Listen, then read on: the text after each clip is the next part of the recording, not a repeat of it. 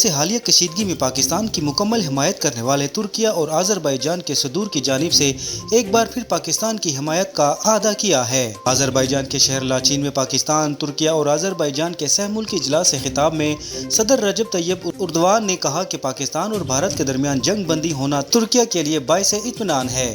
انہوں نے مزید کہا کہ امید ہے کہ اعلان کردہ سیز فائر کو مستقل امن میں تبدیل کیا جائے گا۔ ان کا کہنا تھا کہ یوم آزادی پر آذربائیجان کے عوام کو مبارکباد پیش کرتا ہوں۔ ترکیہ، پاکستان اور آذربائیجان تین ملک ایک قوم ہیں۔ وزیر اعظم شہباز شریف کا کہنا ہے کہ پانی 24 کروڑ لوگوں کی لائف لائن ہے۔ بھارت پاکستان کا پانی روکنا چاہتا ہے جو کبھی نہیں ہو پائے گا۔ آذربائیجان کے قومی دن کے حوالے سے تقریب سے خطاب کرتے ہوئے وزیر اعظم شہباز شریف کا کہنا تھا کہ آذربائیجان کے صدر اور عوام کو یوم آزادی پر مبارکباد پیش کرتا ہوں۔ پاکستان خوش قسمت ہے کہ اس کے پاس ترکیہ، آذربائیجان جیسے سچے دوست ہیں۔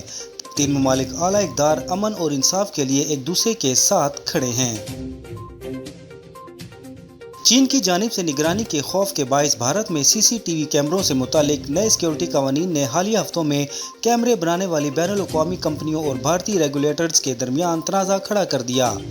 غیر ملکی خبر رساں ادارے کے مطابق سرکاری دستاویزات اور کمپنیوں کے درمیان ای میلز کے مطابق اب کیمرہ ساز کمپنیوں کو ہارڈ ویئر، سافٹ ویئر اور سورس کوڈ سرکاری لیبارٹریوں میں جانچ کے لیے جمع کروانا لازمی قرار دیا گیا ہے۔ دفتر خارجہ کے ترجمان کا کہنا ہے کہ بھارتی وزیر اعظم نریندر مودی کا پاکستان کے خلاف اشتعال انگیز بیان غیر متوقع نہیں، تاہم بھارتی نوجوان نفرت کی سیاست کو رد کر دیں۔ ترجمان دفتر خارجہ کے مطابق بھارتی وزیر اعظم کی پانی جیسے معاہداتی وسائل کو ہتھیار بنانے کی دھمکی عالمی اصولوں سے انحراف ہے۔ ایسی قیادت جو عالمی احترام چاہتی ہو، پہلے اپنی زبان اور ضمیر کا جائزہ لے۔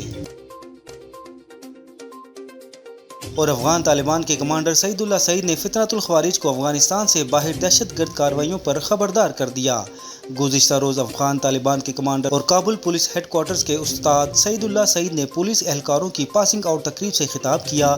کمانڈر سعید اللہ سعید نے اپنے خطاب میں فتنۃ الخوارج کو تنبیہ کرتے ہوئے کہا کہ امیر کے حکم کے خلاف کسی بھی ملک سے لڑنا جائز نہیں۔ مختلف گروہوں میں شامل ہو کر بیرون ملک جہاد کرنے والے حقیقی مجاہد نہیں ہیں۔